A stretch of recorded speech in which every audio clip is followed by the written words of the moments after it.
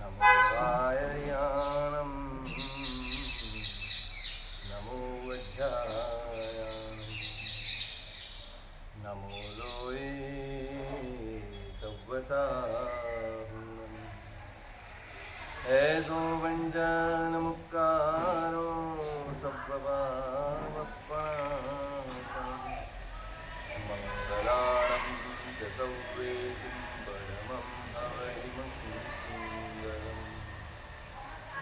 आस्वाद्य यद्वाक्यरसम्बुधानां पीयूषपाने बिभवेद्गुणैव नमामि तं विश्वजनीनवाचं वाचं यमेन्द्रं दिनवर्धमानं ओकारं बिन्दुसंयुक्तं नित्यं ध्यायन्ति योगिनः कामदं मोक्षदं चैव ओंकाराय नमो नमः। अज्ञानतिमिरान्धं ज्ञानाञ्जनशलाकया नेत्रमुन्मीलितं येन तस्मै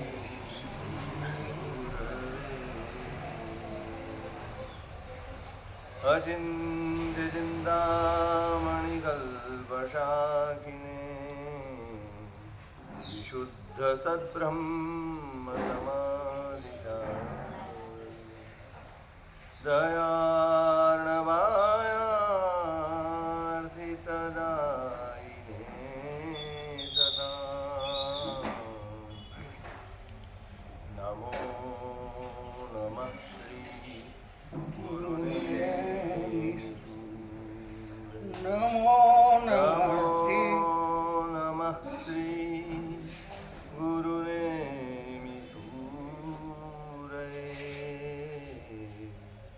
नमो नमः श्री चेयपडिमपैठ्ठ सुवाय पव्वावणाय पयट्ठवण उत्थयरिहणवायण ओ सहसालायिका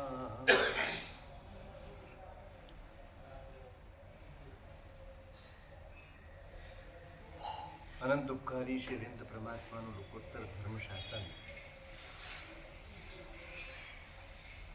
એ શાસનની આરાધના, એનું એકમાત્ર ઉદ્દેશ્ય છે આપણા અંતરમાં પડેલા સંસારને દૂર કરવા. આપણે કંઈ પણ વિચારીએ છીએ, આપણે કંઈ પણ બોલીએ છીએ, આપણે કોઈ પણ વ્યવહાર કરીએ છીએ, એના કેન્દ્રમાં કોણ હોય છે? એના કેન્દ્રમાં હોય છે સંસાર. જ્યારે પણ વિચારતા હોઈએ ત્યારે કાં તો શરીરનો વિચાર કરતા હોઈએ, કાં પરિવારનો વિચાર કરતા હોઈએ, કાં સંપત્તિનો વિચાર કરતા હોઈએ. જે પણ વિચાર હોય, જે પણ વાતો છે, એ બધું જ કોની આસપાસ ફરે છે? સંસાર. આ શાસનના મહાપુરુષો જે કંઈ માર્ગદર્શન આપે છે, જે કંઈ કરવાનું કહે છે, એ એટલા માટે કે સંસ્કાર. આજે સંસાર ભૂટાઈને પડ્યો છે, એ ભૂસાય. સંસાર ભૂસાશે નહીં તો ધર્મ ટકશે નહીં. ક્રિયાઓ થતી રહેશે, કહેવાતો ધર્મ થતો રહેશે, અંદર કોઈ બદલાવ નહીં આવે. ભૂસવો પડશે. આપણે તો એવું વિચારીએ છીએ કે અમારો સંસાર પણ અકબંધ રહેવો જોઈએ અને અમારો ધર્મ પણ થવો જોઈએ. સંસાર જાળવીને ધર્મ કરવાની આપણને હંમેશા ઈચ્છા હોય. ધર્મ કરીએ પણ સંસાર સારો થવો જોઈએ. ધર્મ કરીએ પણ આપણી ઈચ્છા પૂરી થવી જોઈએ. ખરેખર આપણે ઉદ્દેશ્ય જ સમજતા નથી કે આ બધું શા માટે કરવાનું. સતત 24 કલાક આપણે કોઈ દિવસ આપણું નિરીક્ષણ કરતા નથી. આપણે કોઈ દિવસ આપણી અંદર ઉતરતા નથી.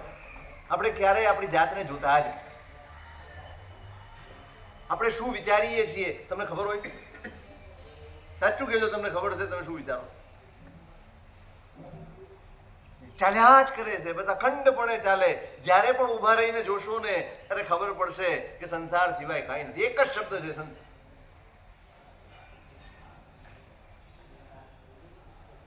આમાં ક્યાંય ધર્મ કરતા હોઈએ તો પણ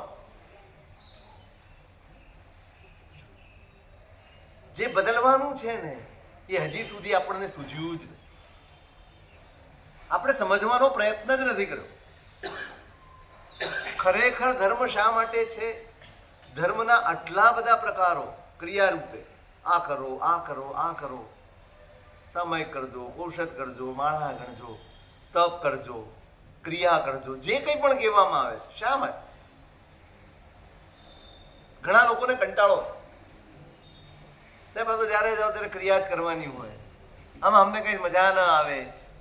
તમારે બધું જ મજા કરવા જોઈએ. જે કરો એમાં મજા આવે તો જ તમને ગમે. મજા ના આવે તો આપણને ન ફાવે.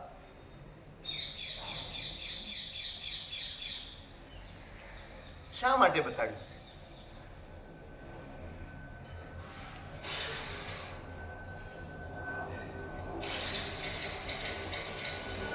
શા માટે આટલી બધી ક્રિયાઓ?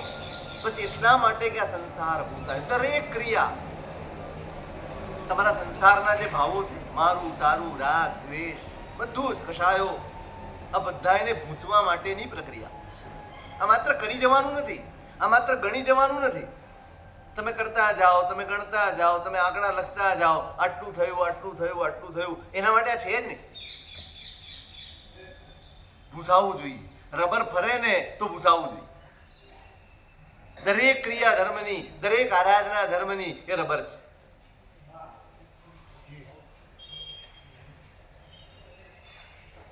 ગમે તેવી સહી હોય એને રબર નીકળે. ગમે તેવું લખાયેલું હોય ભૂસવું જ પડે. ખોટું છે એને ભૂસવું જ પડે. અને જે ખોટું ભૂટાયું છે, જે ખોટું સંગ્રહાયું છે, એ બધા એને ભૂસવાનું એકમાત્ર સાધન આ ધર્મ છે. આ તમારા એ સમજીને કરીએ ને તો જ આનંદ આવે. એવી સમજણ હોય કે આ બધું જ બદલવા માટે છે તો જ આ ધર્મનો આનંદ આવશે. જ્યાં સુધી કેન્દ્રમાં સંસાર છે, જ્યાં સુધી એમ છે કે આ બધું સારું થઈ જાય એટલા માટે ધર્મ છે, આનંદ નહીં આવે.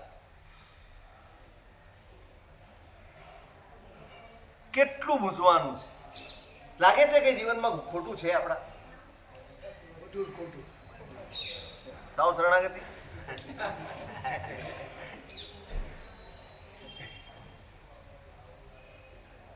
દરેક માણસ પોતાનું બધું જ ખોટું ચલાવવા તૈયાર છે, સામાનું જરાય ખોટું ચલાવવા તૈયાર. આપણે બીજા કોઈની ભૂલ જરાય ચલાવી લેતા નથી. હું કોઈ ભૂલ ચલાવી લેતો નથી. બોલે એટલા વટથી અને પોતાની કોઈ પણ ભૂલ બધી જ માફીને પાત્ર હોય. પોતાની હોય તો, અને બીજાની હોય તો દરેક ભૂલ સજાને પાત્ર.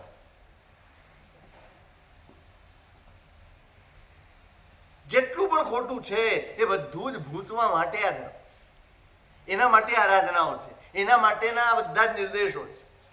જે કંઈ પણ કહેવામાં આવે છે આમ કરો કે આમ કરો, ક્યારેય કર્યું નથી. આ લક્ષ્યથી નથી કર્યું. કર્યું તો છે. જે કંઈ કર્યું છે બધું જ આજે પણ કરો છો એ પહેલા પણ કર્યું છે. માત્ર એટલું જ આપણે સમજણપૂર્વક કર્યું, સમજીને કર્યું નથી. બસ કરતા રહ્યા. શેના માટે? આપણી ઈચ્છાઓ આગળ છે. મારા મનમાં કશુંક છે માટે હું ધર્મ કરું છું. મારું પુણ્ય વધે ને માટે હું પ્રભુ પાસે આવું છું. મને સુખ મળે ને એટલે હું ધર્મ કરું છું. ખોટું નથી, પણ એ સુખ કયું? કોને સુખી કરવા છે? સાચું કહો, તમારે કોને સુખી કરવું છે? તમારે સુખી થવું છે કે તમારા શરીરને તમારે સુખી કરવું? તમારે સુખી થવું છે કે તમારા મનને તમારે રાજી કરવું છે? હે પ્રદીપભાઈ, કોને રાજી કરવું છે? કોને સુખી કરવા નીકળ્યા છે? કોને સાચવીએ છીએ? મનને, શરીરને.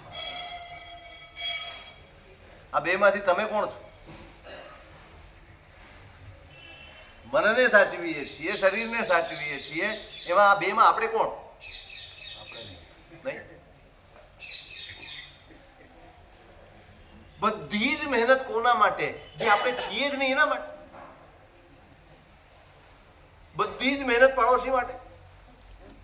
તમે આખો દિવસ કમાણી કરીને આવો, મહેનત કરીને આવો, અને ઘરમાં કોઈ કે, તમારા વડીલ હોય ને એમ કે તું જે કમાઈને લાવ્યો છે ને એ બાજુવાળાના ઘરમાં આપી આવો, તો તમે આપી આવો? નહીં. કેમ કેમ ના આપ્યા? આપણા માટે. તમારી મહેનત છે, તમે પરસેવો પાડ્યો છે, તમે તમારી ઊંઘ બગાડી છે, તમે તમારો થાક જોયો નથી, ખાવાનું જોયું નથી, પીવાનું જોયું નથી, ભૂખ જોઈ નથી, કાંઈ જોયું નથી. આટલી બધી મહેનત કર્યા પછી જે ઉપાર્જન થાય એ જો પડોશીને જ આપી દેવાનું હોય, જો એક દિવસ કે 2 દિવસ માનીને તમે આપી આવો અને ત્રીજે દિવસે કહે ને તો ભાઈ આપણે મહેનત કરવી જ નથી, મૂક. એવી કમાણી કરવી જ નથી જેમાં મને કાંઈ ના મળતું હોય, બધું જ પડોશીને મળતું હોય. એવી કમાણી કોઈ કરે? એવી મહેનત કોઈ કરે? આપણે એવી જ મહેનત કરીએ છીએ. આપણે આવી જ મહેનત કરીએ છીએ. કેટલા પ્રકારે ધર્મ કરીએ છીએ, કેટલા પ્રકારે મહેનત કરીએ છીએ. જ્યારે પણ સમય આવશે પૈસો ખર્ચશું, શરીર ખર્ચશું, મન ખર્ચશું, બધું જ કરીશું, પણ કોના માટે? કોના માટે? ઓળખો છો? પેલા એક તમે જાતને ઓળખો છો? ઓળખો છો? ઓળખાણ વગર કોના માટે કરો છો? આપણા માટે ખરા, પણ આપણે કોણ? કરવાનું છે એ જ, અને ભૂલાય છે પણ એ જ. કરવાનું મારે, આ ધર્મ મારા ઉપયોગમાં આવવો જોઈએ, ધર્મ મારા ઉત્થાન માટે હોવો જોઈએ, ધર્મ મારા અભ્યુદય માટે હોવો જોઈએ, ધર્મ મારી ઉજરામણ માટે હોવો જોઈએ, ધર્મ મારી શુદ્ધિ માટે હોવો જોઈએ, ધર્મ મારા સુખ માટે હોવો જોઈએ.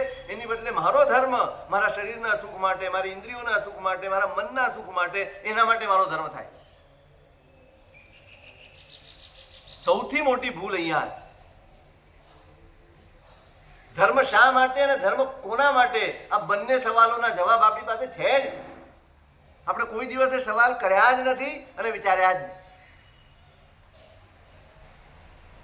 બસ એક આગુ સે ચલી આતી હે, આગળથી જે પરંપરા ચાલે છે એ ચાલ્યા જ કરે. તમે કેમ કરો છો? કે અમારા વડીલ કરતા. એ કેમ કરે? તો કે એના વડીલ કરતા. બધા કરતા થાય એટલે આપણે કરીએ. સમજણપૂર્વક ક્યારે? સમજણપૂર્વક ક્યારે? લક્ષ્યપૂર્વક ક્યારે કરશું? બહુ અઘરું છે. ધર્મ કરી જવો સહેલો છે, લક્ષ્ય બાંધવું બહુ અઘરું છે. બહુ જ અઘરું છે. અહીંયા તો દરેક વાત એનું કેન્દ્ર બિંદુ હું છું, મારો આત્મા.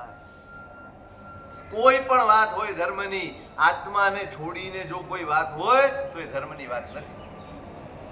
આત્માના હિતની ચિંતા જેમાં ન હોય એવી કોઈ પણ વાત, એવી કોઈ પણ પ્રવૃત્તિ એ ધર્મની પ્રવૃત્તિ નથી.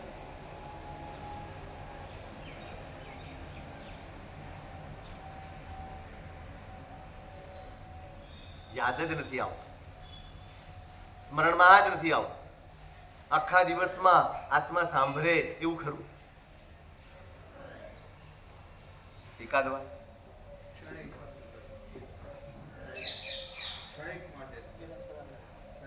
શું યાદ આવે? કયો શું? પણ સારું કામ શેના માટે કરવું? શું પણ કરવું? આત્માનું શું કરવું છે તમારે? શું કરવું છે આત્મા? સદગતિ કરવી? મુક્ત નથી કરવો? ઈચ્છા શું છે? સદગતિની કે મુક્તિની? એટલું સહેલું છે ડોક્ટર સાહેબ. ગોલ ગમે તે રાખો પણ રસ્તો પણ એ જ રાખો. ગોલ ગમે તે હોય, રસ્તો ગમે તે હોય ના ચાલે. ગોલ હોય તો રસ્તો હોય. ગોલ હોય ને માણસ, ગોલ એને કહેવાય જે ક્યારેય વિસરાય નહીં, જે ક્યારેય ભૂલાય નહીં. તમારી દરેક વાતમાં તમે જોજો, તમે ઓફિસે જાઓ, દુકાને જાઓ, શેની વાત કરો? અને ત્યાંથી નીકળ્યા પછી કોઈ ઘરની વાત ના કરે. ઘરમાં ખાતા ખાતા ફોન ચાલતા હોય, ધંધાના ને શું હોય, એક જ વાત હોય આખો દિવસ અને 24 કલાક તમારા મનમાં પૈસો રમતો હોય. બરાબર ને? સાચું કહેજો, રમે કે ના રમે? હા બોલો, બધા ઘરના જ છે એ જ રમે છે ને. બસ આને ગોલ કહેવાય. ધર્મ રમે છે, આત્મા રમે છે.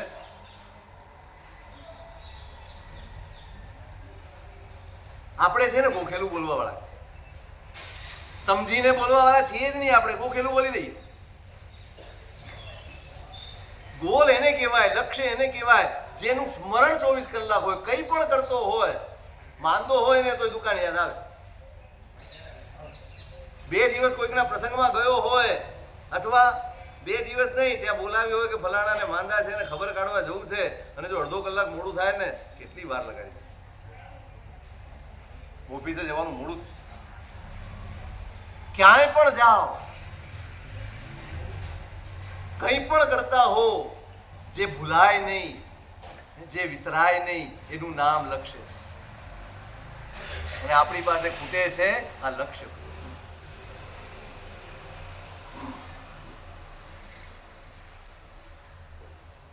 એટલે આપણા દરેક વિચારો, આપણી દરેક પ્રવૃત્તિ, એના કેન્દ્રમાં સંસાર છે. અને બદલવા માટે આ મહાપુરુષો સતત આપણને માર્ગદર્શન આપે. શું કરવું? શ્રાવકના 7 જીવન કૃત્યો બતાડ્યા શ્રાદ્ધ વિધિમાં. આખા જીવનમાં આ 7 કર્તવ્યો શ્રાવકે કરવા છે. સંસારના કામો તો અઢળક કરીએ છીએ, જેવી જેટલી શક્તિ, જેટલી સમજણ, બધું જ કરતા હોઈએ છીએ. પણ વાસ્તવમાં મારા કર્તવ્યો શું છે એની વાત કરી. ચૈય પડીમાં પૈઠા, સૌથી પહેલું કર્તવ્ય બતાડ્યું છે જીન મંદિરનું નિર્માણ. ગાંડા નથી કાઢવા.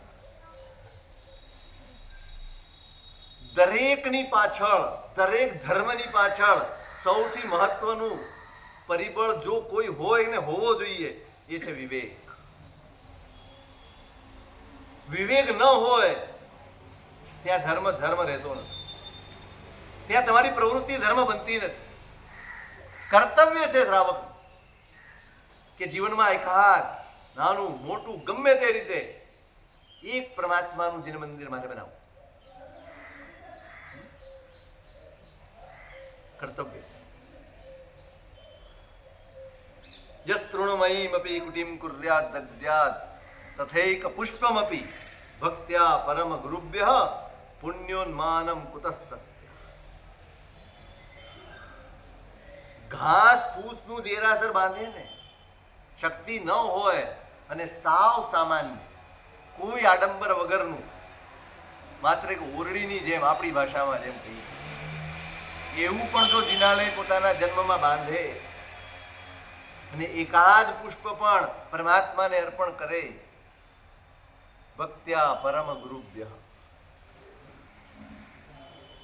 એના પુણ્યને માપવાની શક્તિ કોઈની પાસે નથી. પણ કઈ રીતે કરે? ભક્ત્યા. સૌથી મહત્વનો શબ્દ આ છે. જીન મંદિરનું નિર્માણ કરવાનું છે, પણ પાછળ શું? ભક્ત્યા. ભક્તિ હોવી જોઈએ. કોઈ સ્વાર્થ, કોઈ ઈચ્છા, કોઈ એષણા, કોઈ લોભ, કોઈ કામના, એના સિવાય આ ન હોય. માત્ર ભક્તિ. જ્યાં બધોય સ્વાર્થ ખરી પડે, જ્યાં બધી જ ઈચ્છાઓ ખરી પડે અને જે અહોભાવ જાગે ને, એનું નામ ભક્તિ છે. કોઈ જ સ્વાર્થ ન હોય, કોઈ જ કામના ન હોય, કોઈ જ ઈચ્છા ન હોય, માત્ર સમર્પણ હોય, એનું નામ ભક્તિ છે. ભક્તિ બહુ અઘરી છે, બહુ જ અઘરી છે. તમારા ફળ નૈવેદ્ય, તમારા સોના ચાંદીના વાસણ, તમારું અર્પણ કરેલું દ્રવ્ય એ તમારી ભક્તિની શાખ નથી પૂરતું. તમારી ભક્તિની શાખ પૂરે છે આ બધું જ અર્પણ કર્યાની પાછળની તમારી અંદરની ભાવના. કયા ભાવથી અર્પણ કરો છો, કયા ભાવથી પ્રભુને આપો છો, કયા ભાવથી પરમાત્મા સુધી પહોંચો છો, એ ભાવ મહત્વનો છે. દ્રવ્ય સાધન ચોક્કસ છે, ભાવ વૃદ્ધિનું સાધન છે, પણ કયો ભાવ લઈને જાઓ છો ને એ બધું મહત્વ.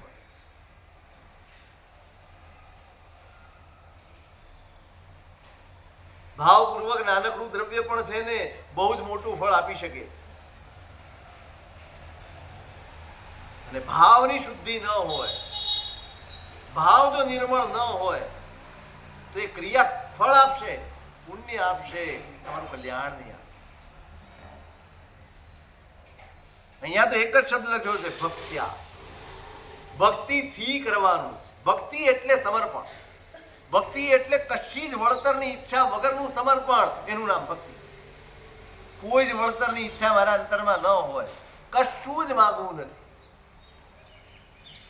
કોઈ જ ઈચ્છા વગર, ઈચ્છા કરીને ભગવાન પાસે ગયો હોય અને ભગવાનને જોઈને ઈચ્છા ઓગળી જાય ને તો સમજવું કે ભગવાન હૈયે વસ્યા છે. ભગવાન બુદ્ધિમાં વસ્યા હશે ને ત્યાં સુધી એની પાસે માગવાનું મન થશે. ભગવાન હૈયે વસશે ને પછી એને બધું જ સમર્પિત કરવાનું મન થશે, કશું જ માગવાનું મન નહીં થાય. ક્યાં વસ્યા છે?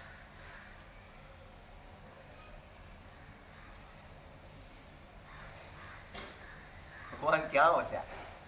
બુદ્ધિમાં કે હૈયામાં? બુદ્ધિથી હૈયા સુધી પહોંચાડવામાં અનેક ભવોની યાત્રા થઈ જાય. બુદ્ધિમાં બેઠા છે કારણ આપણને ખબર છે ભગવાન બહુ પ્રભાવશાળી છે,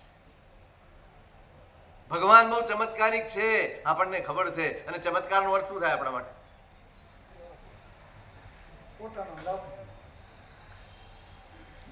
તમારો રોગ મટી જાય, તમારા વ્યવહાર સુધરી જાય, તમારા વિઘ્નો ટળી જાય, તમારી ઈચ્છાઓ પૂરી થઈ જાય, એનું નામ જ ચમત્કાર. કે મારો સ્વભાવ બદલાઈ જાય, ચમત્કાર. મને ધર્મ કરવાનું ગમવા માંડે, એ ચમત્કાર. મને આત્મા યાદ આવવા લાગે, એ ચમત્કાર. કયો ચમત્કાર? આ બે બતાડ્યા મેં, કયો ચમત્કાર? બુદ્ધિ છે ને ચમત્કાર શોધે, હૈયું પરમાત્માને શોધે. હૈયું પરમાત્માને સમર્પિત હોય, બુદ્ધિ પ્રભાવને સમર્પિત હોય. જ્યાં પ્રભાવ હોય ને ત્યાં બુદ્ધિ જાય. કયા તીર્થમાં વધારે જાઓ? સાચું. જો તમને એમ કે ને કે ખૂણામાં પેલા ભગવાન છે ને એ બહુ પ્રભાવશાળી છે તો કુલ ના કરી જાય એક બાજુ.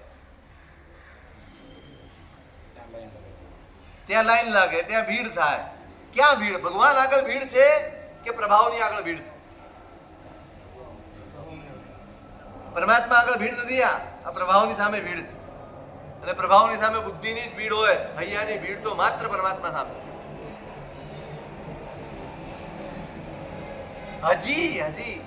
હજી ઓળખાયા જ નથી ભગવાન.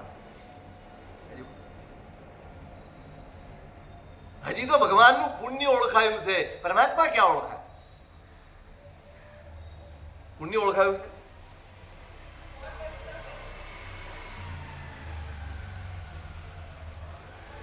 ભક્તિથી જે કરો, આત્માનું કરવું છે તો ભક્તિથી કરો. સ્વાર્થથી તો માત્ર સંસાર સુધરશે, અને જેનો કોઈ જ ભરોસો નથી, કોઈ જ ભરોસો નથી. ભક્તિ હશે તો આત્માનું પણ સુધરશે અને સંસારનું પણ સુધરશે.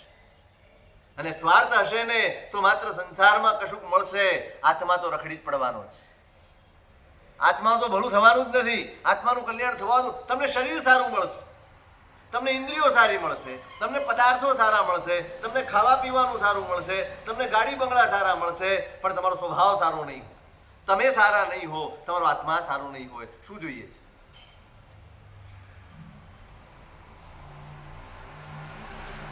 મૂંઝાઈ જવાય એવું છે નહીં?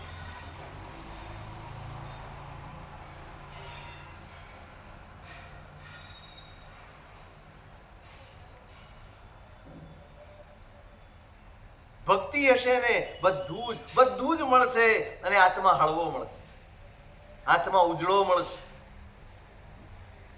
આત્મા ઉન્નત મળશે, ગુણિયલ મળશે. જેટલા મહાપુરુષોના નામ સાંભળો છો, વસ્તુપાલ, તેજપાલ હોય, કુમારપાળ હોય, સૈનિક હોય, કોઈ પણ હોય, જે પણ નામ લો, એમની પાસે બધું જ હતું, પણ આત્મા બહુ ઉજળો હોય. સંપત્તિ શાલીભદ્ર પાસે પણ હતી, અને સંપત્તિ મમ્મણ પાસે પણ હતી. ફરક ક્યાં પડે? મમ્મણ પાસે કોઈ સંપત્તિ ઓછી નહોતી. એને બનાવેલા બળદ, એના એક શિંગડાની સંપત્તિ પણ શ્રેણિકના ખજાનામાં નહોતી. રાત્રે પોતળી ભેર નીકળ્યો છે, ધોધમાર વરસાદમાં. શ્રેણિક ઝરૂકે ઊભા રહીને જોઈ રહ્યા કે આ બિચારો માણસ આ અંધારી રાતે નીકળ્યો છે, મારી પ્રજા આટલી બધી દુઃખી છે. મોકલ્યો માણસને, ભાઈ એને લઈ આવો, એને તકલીફ હોય તો આપણે દૂર કરીએ. એ અડધી રાતે આવા વરસાદમાં, પાણીમાં, જોખમમાં ફરે છે, એ ક્યાંક તણાઈ ભણાઈ જાય તો બોલાવ્યો એને, ભાઈ તને શું તકલીફ છે એટલી બધી? પોતળી ભેર આવ્યો છે, 7 જન્મ ખાધા ફૂટે નહીં એટલી સંપત્તિ છે.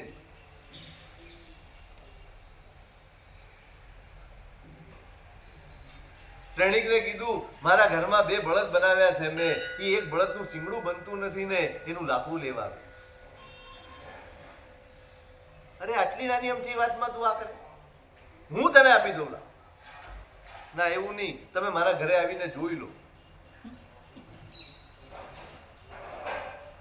સારું.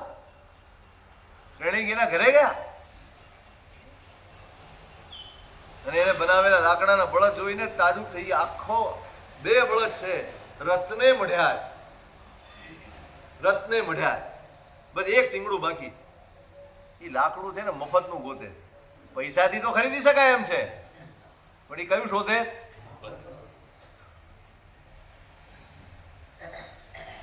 મફતનું મળે ને તેમાં ઉત્સાહ ઘણો હોય.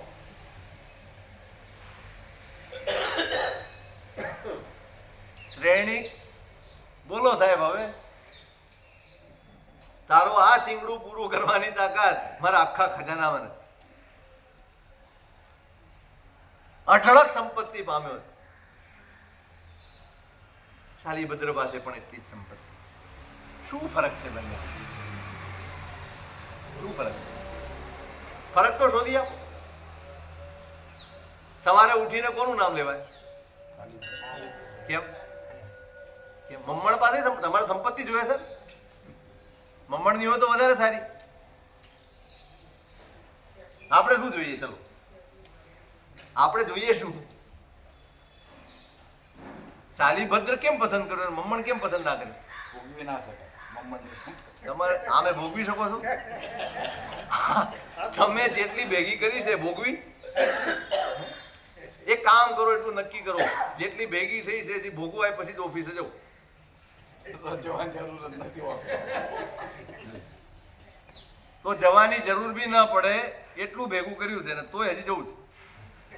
હવે કોના માટે જવું છે? વૃત્તિ મમ્મણ સેવ દીધી.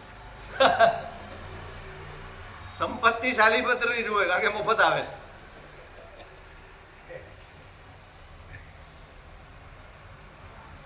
એને નથી યાદ કરતા આપણે પ્રભાતમાં.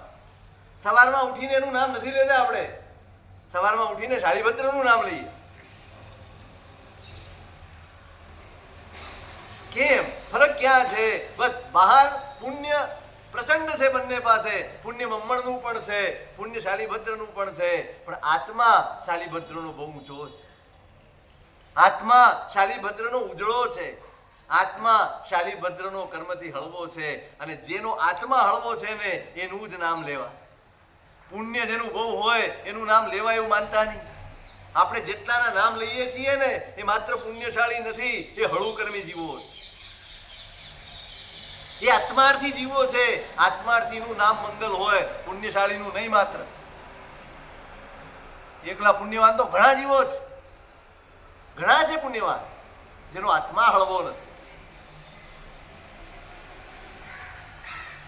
આત્મા હળવો બને એવું કરવું હોય ને, આ બધું જ બંને વચ્ચે આ જ છે ફરક. એના બંનેના પૂર્વજન્મમાં જાઓ તમે, બંનેના પૂર્વજન્મમાં જાઓ. એક જગ્યાએ ભક્તિ ફળી છે, એક જગ્યાએ સ્વાર્થ નડી ગયો છે.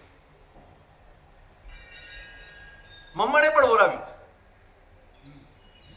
સિંહ કેસરિયા લાડુ આવ્યા છે, જવલ્લેશ બને એવા લાડવા છે, બહુ જ મોંઘી કિંમત હોય એવા લાડવા, બધાની હેસિયત ન હોય એવા બનાવવાની ને વાપરવાની. પણ કોઈ ભાગ્યશાળીએ બનાવ્યા છે ને બધી પ્રભાવના કરી અને લઈને આવ્યો છે. ભાવ બહુ ઊંચા છે. ઘરે આવ્યો છે ને એક જ છે, કોઈ ગુરુ ભગવંતનો લાભ મળી જાય તો કેટલું સારું. અંદર એક જ વાત રમે છે, કોઈ ગુરુ ભગવંત આવે અને લાભ મળી જાય.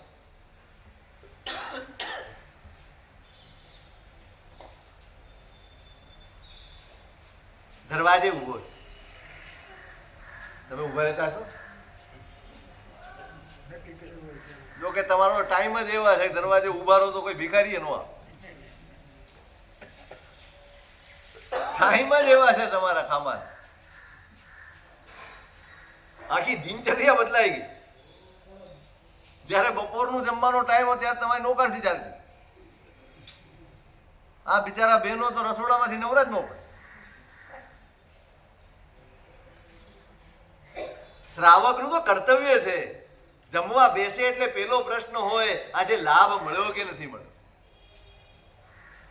અને એમ કે ને કે આજે કોઈ ગુરુ ભગવાન છે જ નહીં તો પણ ઊભો થાય અને દરવાજે જાય. કદાચ કોઈ ગુરુ ભગવાન વહેલા મોડા પણ પધાર્યા હોય અને લાભ ઊભો થઈને જાય ને તો એ લાભ બોરાવ્યા જેટલો જ મળે. કારણ કે હૈયે ભાવે જ. પેલો નૈસાર જંગલમાં શોધવા ગયો, જમવાનો ટાઈમ થયો ત્યારે એમ કે કોઈ અતિથિ અભ્યાગત મળી જાય તો ક્યાં, ત્યાં એને તર્ક ન ચલાવ્યો. હવે જંગલમાં કોણ હોય? જંગલમાં કોઈ હોય જ નહીં ને. ત્યાં એને તર્ક ન લગાડ્યું. હૃદય કામ કરે ને તર્ક બંધ કરી દીધા પછી જ કામ કરે. અને હૈયું કામ કરે એ ફળે. આપણે પાછા પડ્યા છીએ ને તો બુદ્ધિના કારણે. આપણે હૈયાને તો જાણે નિવૃત્તિ જ આપી દીધી. જ્યાં હોય ત્યાં તર્ક, જ્યાં હોય ત્યાં દલીલો, જ્યાં હોય ત્યાં માથાકૂટ. ત્યાં જંગલમાં વિચારી શકાય કે અત્યારે જંગલમાં કોણ મળવાનું છે, કઈ જવાની જરૂર નથી, જમી લો. પણ નહીં, જોવું જ. ચારે દિશામાં જુએ છે, ઝાડ ઉપર ચડીને જુએ છે, કોણ મળે છે.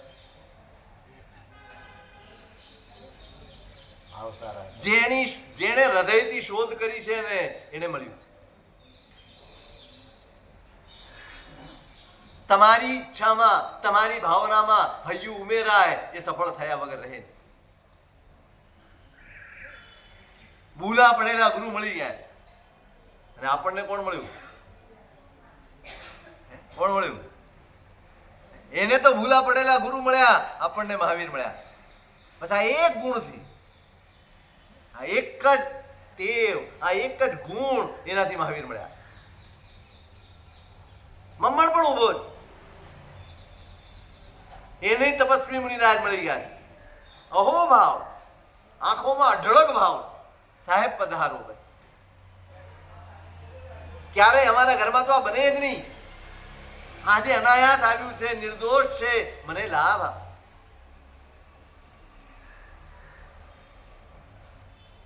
પધારી ગયા ગુરુ મહારાજ.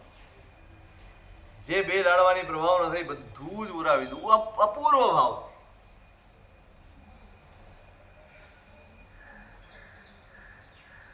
મુનિરાજ તો નીકળી ગયા. દરવાજે ઊભો છે, પોતાની જાતને ધન્ય માને છે. આજનો દિવસ કેવો ધન્ય છે, લાભ મળી ગયો. આવું દ્રવ્ય ક્યારે આપણા ઘરમાં હોય નહીં. હોય તો ગુરુનો યોગ ના મળે. આજે દ્રવ્ય પણ અને ગુરુનો યોગ પણ બધું જ ભેગું થઈ ગયું. આ મહોભાવથી જુએ છે. અને પેલા પડોશ વાળા માજી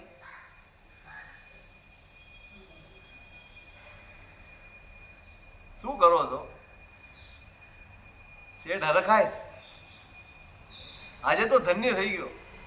કેમ? કે મહારાજ પધાર્યા અને મને પુરાવાનો લાભ.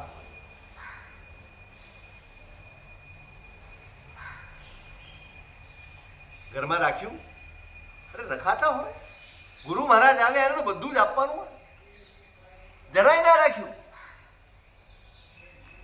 અડધોય ના રાખ્યું. મહારાજ બધું લઈ ગયા.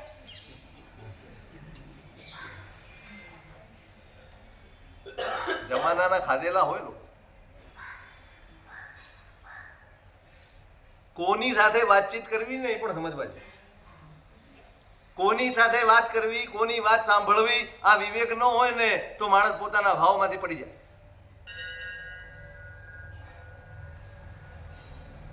માજી નવરાજ, એના કઈ કામ ન હોય. પાછળ પડી ગયા, જરાય ન થાય. કેવા લાડવા, એની સુગંધ કેવી. મોઢામાં મૂક્યું હોય તો એમ લાગે જાણે દેવલોકનું અમૃત મૂક્યું છે. વર્ણન કરે જાય. અરે પણ માજી આટલો બધો લાભ. અરે લાભ બરાબર છે પણ ચાખ તો ખરો. શું ચાખે? કઈ છે જ નહીં. તો બોરાવી દીધું ગુરુ મહારાજને. નાના છતાંય ચાખ. કઈ દાણો પડ્યો હશે જોજે. ઇરિટેટ કરે છે, ઉત્તેજિત કરે છે. ધીમે ધીમે ધીમે એના મનમાં સલવાડ થયું. એવું રસ્તો બદલી હે? ટોર્ચરિંગ છે એટલે રસ્તો બદલી.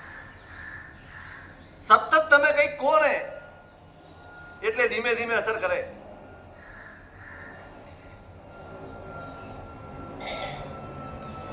તમારું અહિત થાય એવું સાંભળવાની ટેવ હોય એ માણસ ક્યારેય પોતાનું કલ્યાણ ન સાધશે. ક્યારેય ન સાધશે. મર્યાદા હોય, વિવેક હોય. શું સાંભળવું, કેટલું સાંભળવું, કોનું સાંભળવું.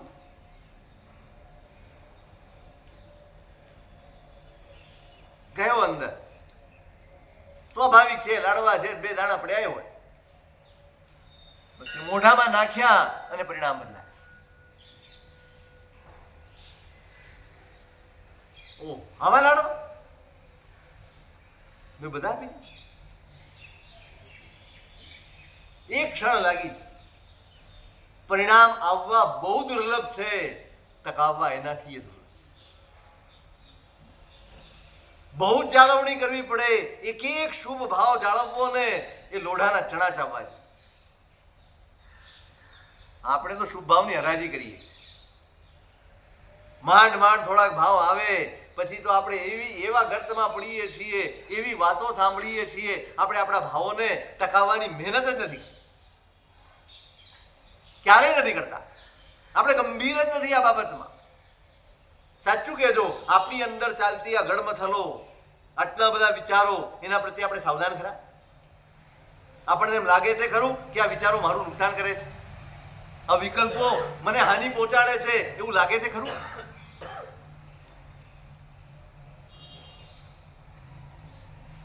આપણે શરીર પ્રત્યે સાવધાન છીએ, આપણે સંસાર પ્રત્યે સાવધાન છીએ, આપણે સંબંધો માટે સાવધાન છીએ. આપણે આત્મા માટે ક્યારેય સાવધાન નથી.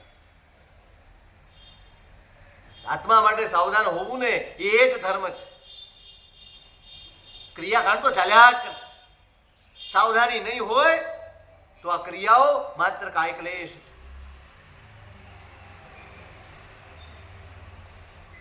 આ ડોસી બીજું કાંઈ નથી, આ આપણું મન છે. અને પેલો શેઠ છે ને એ આપણો આત્મા છે. આપણા આત્માનું જો બગાડતું હોય ને કોઈ, તો આપણું જ મન સૌથી વધારે બગાડે. કોણ ઇરિટેટ કરે છે? અહીં બેઠા ઉછામણી ચાલતી હતી, તમે બોલવાનું નક્કી કરીને આવ્યા અને એમાં 2-5 હજાર વધારે બોલાઈ ગયા ને પછી મન અંદરથી હળી કર્યા જ કરે. થોડું વધારે બોલાઈ ગયું. હવે ડોસી જેવું છે આ મન, સતત સળી કરે તમને. જરાય ભાન નો રાખે. એમાંય ઘરે જાઓ એટલે વળી એમાંથી પોખડા થાય તમારે. આટલો બધો ઉલ્લાસ દેખાડવાની શી જરૂર?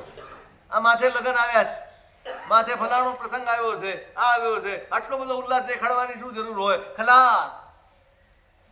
કેટલી આની પાસે તો એક જ ડોસી હતી, આપણી પાસે તો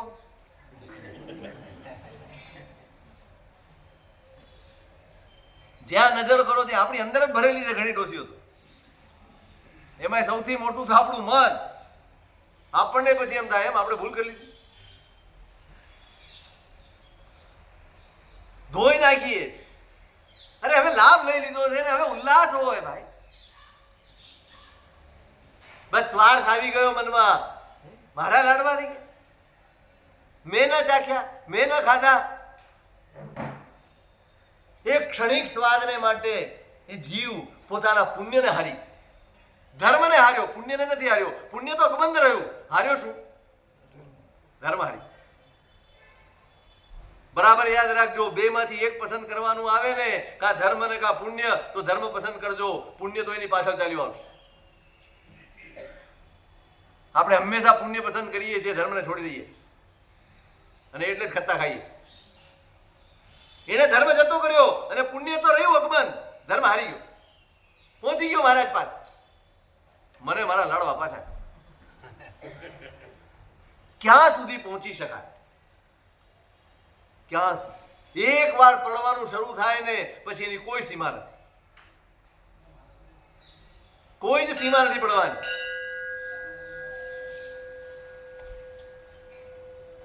કોણ નડ્યું? સ્વાર્થ નડ્યો, બુદ્ધિ નડી. બુદ્ધિ આવી, અત્યાર સુધી હૈયાથી કામ લીધું હતું, ત્યાં બુદ્ધિથી કામ લેવા માંડ્યો, ધર્મ હાર્યો. અને આમ શાલીભદ્રને જો, બંને દાખલા પેરેલલ જોજો. ખીર બનાવી છે, દાખલો તમને આવડે છે એટલે કથા નથી કરવી. એને તો એવો ભાવ નથી, પણ એ રોજ જંગલમાં ચરાવવા જાય છે ને પેલા મુનિરાજને જુએ છે. બસ એને જોઈને રાજી થાય છે, એને કાંઈ ખબર પડતી નથી આ બહુ સારા છે. બાળક છે, સાવ નાનું બાળક.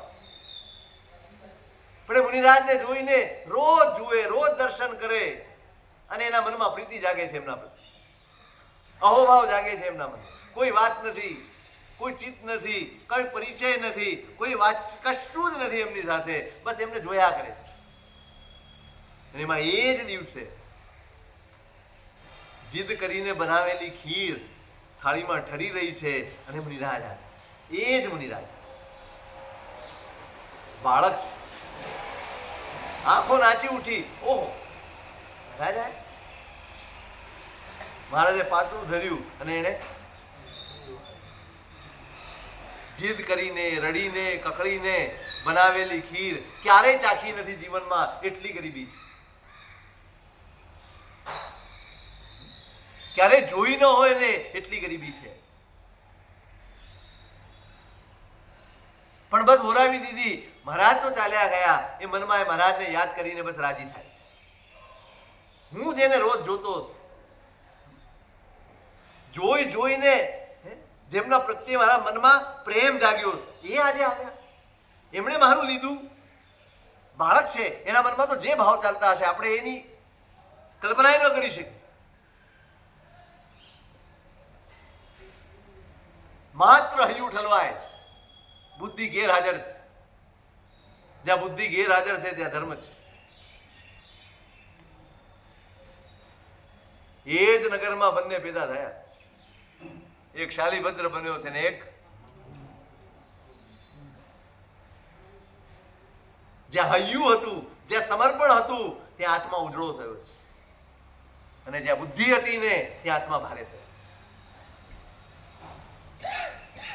એક જગ્યાએ ભક્તિ હતી, એક જગ્યાએ સ્વાર્થ. ભક્ત્યા જે કરો, જે ભક્તિથી કરો, શીખો. સ્વાર્થ છોડતા શીખો. સૌથી મોટો પુરુષાર્થ છે સ્વાર્થ છોડવો.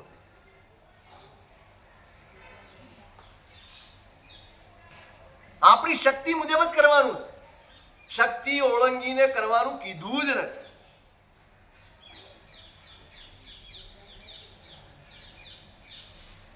એના માટે ઈચ્છા કરવાની પણ ના પાડી. શક્તિ હોય એટલું કરો.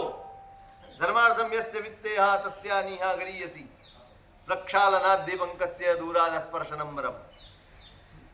તમને એમ થાય હું પૈસો કમાવું પછી સંકટ, હું પૈસો કમાવું પછી દેરાસર બાંધ, હું પૈસો કમાવું પછી આ કરું તે કરું ફલાણું કરું, ના પાડે છે હરિભદ્ર સ્વામી. ધર્માર્થમ યસ્ય વિત્તેહા તસ્યાનિહા ગરીયસી. જેને ધર્મ માટે થઈને જો સંપત્તિની ઈચ્છા થતી હોય તો ઈચ્છા ન થવી એ વધુ સારું. કેમ? પ્રક્ષાલનાદ્ય પંકસ્ય દૂરાદ સ્પર્શનમ્બરમ. કાદવમાં પેલા હાથ નાખવો અને પછી ધોવા જવું એના કરતા હાથ નાખવો જ. સંપત્તિ કમાવા માટે 18 પાપ સ્થાનકોને સેવાના, જૂઠ બોલવાનું, માયા કપટ કરવાની, પ્રપંચ કરવાના, કાવા દાવા કરવાના, આડું તેડું કરવાનું, હિસાબમાં ગોટાળા કરવાના, બધા જ દોષો સેવવાના, એનાથી પૈસા કમાવાના અને પછી દેરાસરમાં લગાવવાના. બધા લગાડી દો. 90% તો લગાડી દીધા છો.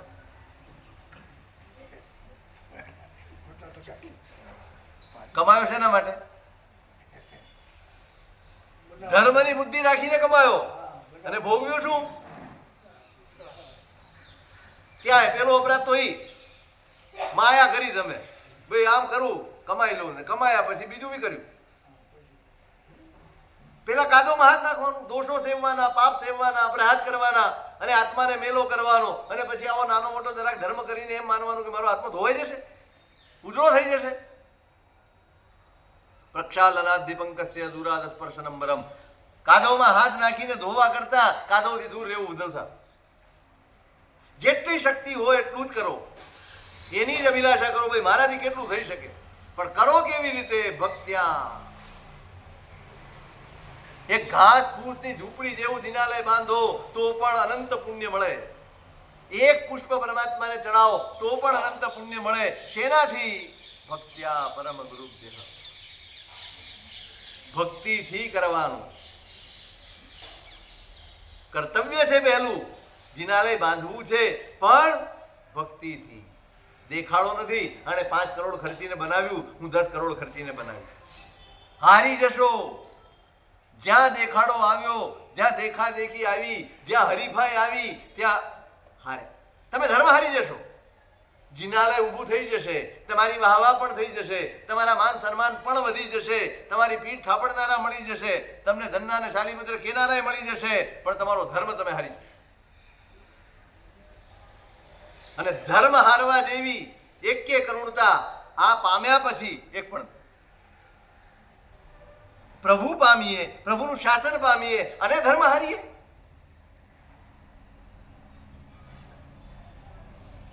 ધર્મ હાર્યા એટલે ભવ હાર્યા, ધર્મ હાર્યા એટલે શાસન હાર્યા, ધર્મ હાર્યા એટલે આત્મા હાર્યા. અને આત્મા હારે પછી સંસાર સિવાય કાંઈ બચતું નહીં.